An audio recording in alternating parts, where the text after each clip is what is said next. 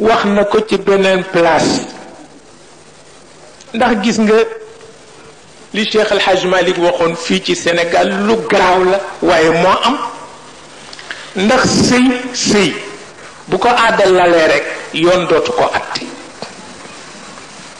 sëy xaqiqa rek ko mën a lal waaw yombul dem ca jàkk-jàkk séddale guróog jàng fàtte yépp mën na dugg ci biir aada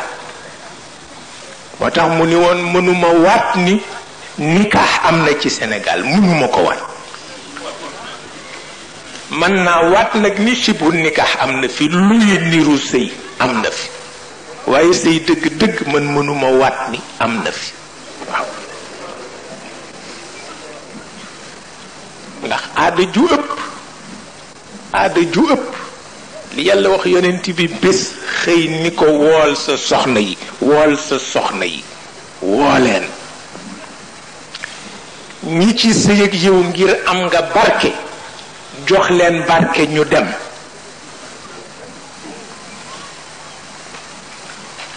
ñi ci sëy ak yow ndax am nga barke jox leen barke ñu dem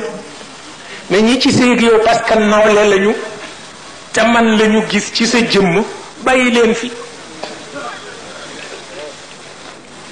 parce que nawloo ci wàllu sëy lu rëy la aada rekk koy dindi nag waaw aada rekk koy dindi sëyal ak diw ndax mën na waaw bu mënee tëddu nawle nag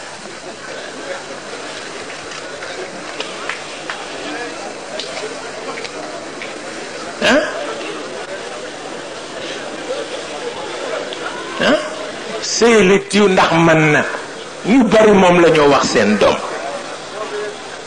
sëyal ak diw ndax mën na mais budul nawle nag nawle mooy koo xam ne amul benn ku dul nawle mooy koo xam ne bokkul ci benn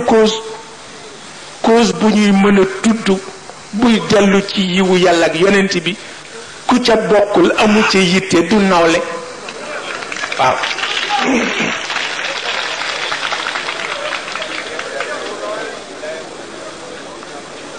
moo tax mu ni yonent bi qul li azwajika in kuntunna turidna alxayata addunya wa zinataha fataalayna umatti'kunna waaye nag wa usarrihkunna sirahan jamila waaw wa in kuntunna turidna allaha wa rasulahu والدار الآخرة فإن الله أعد للمحصنات منكن أجرا عظيما la yàlla wax yonent bi ñi la topp ngir barke ci say soxna ñépp jéggal leen parce que barke tolloowul ak dignité jigéen a ëpp doole barke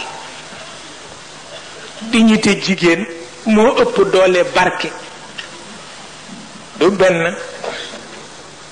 jigéen ku kuy jël na dignitéem tax moom it ku muy àndal na dignitéem tax